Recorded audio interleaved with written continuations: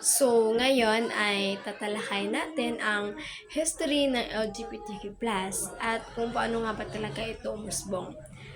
So, ang kasaysayan ng LGBTQ+ ay mas mababa at mas malalim kaysa sa iniisip ng karamihan.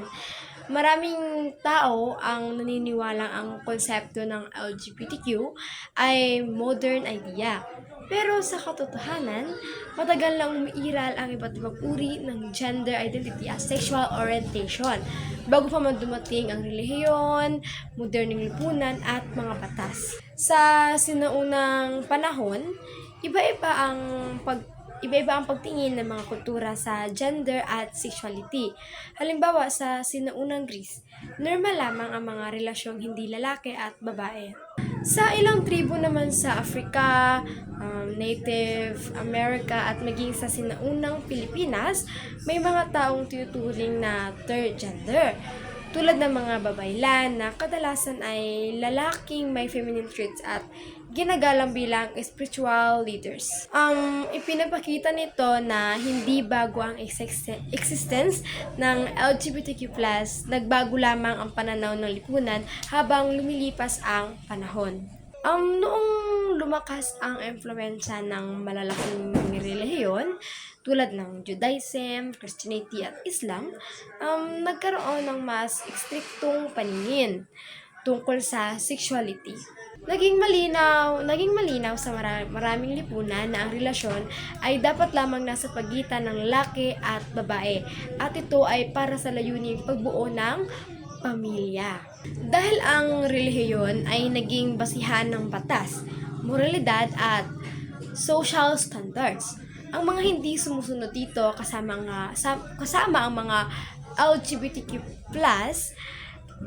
ang mga LGBTQ+ individuals ay nakaranas ng diskriminasyon.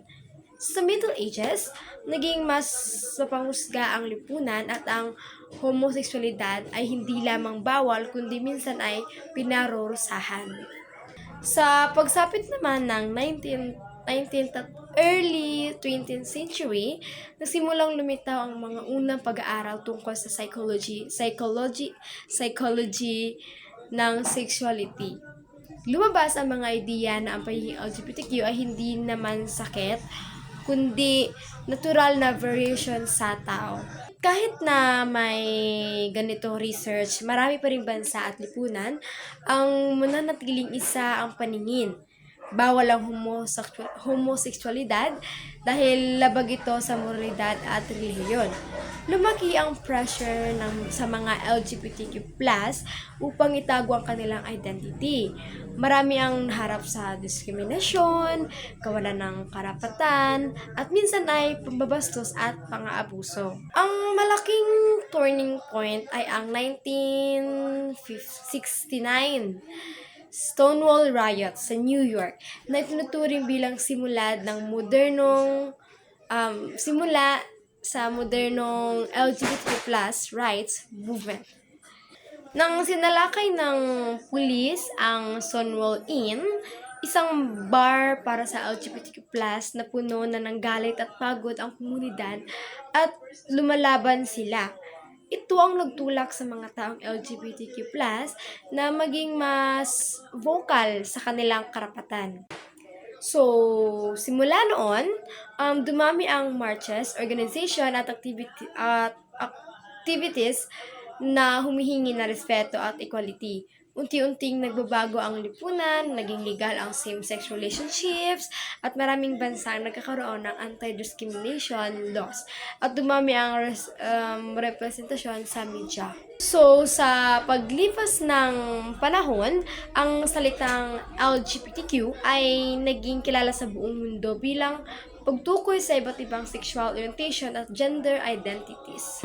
Gayunpaman, kahit lumawak ang pagtanggap, nanatiling malaki ang tensyon sa pagitan ng LGBTQ+ community at ng ilang religious groups.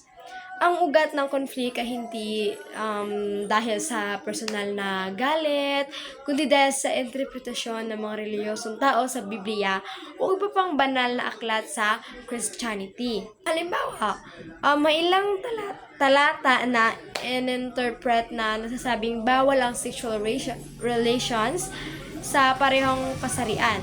Dahil dito, maraming religious people ang naniniwalang ang relasyon ay dapat lalaki at babae lamang.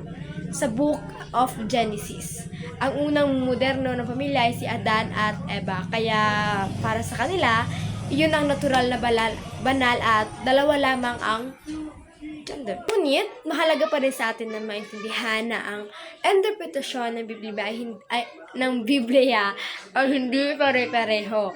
May mga simbahan at grupo na nanatiling mahigpit na at literal sa kanilang pagbasa ng mga talata. Para sa kanila, ang utos ng Diyos ay hindi nagbabago at anumang labag dito ay mali. Pero may mga simbahan din ngayon na naniniwala ang mensahe ng Biblia. Pero para sa atin na mga naniniwala ay para sa atin na hindi mga LGBTQ, dalawa lang talaga. At ito ay ang babae at lalaki. Pero kailangan pa natin respetuhin ang ibang tao. Pero ngayon nga, babae at lalaki lang talaga dapat. At yun naman po, sana naman ay meron tayong naintindihan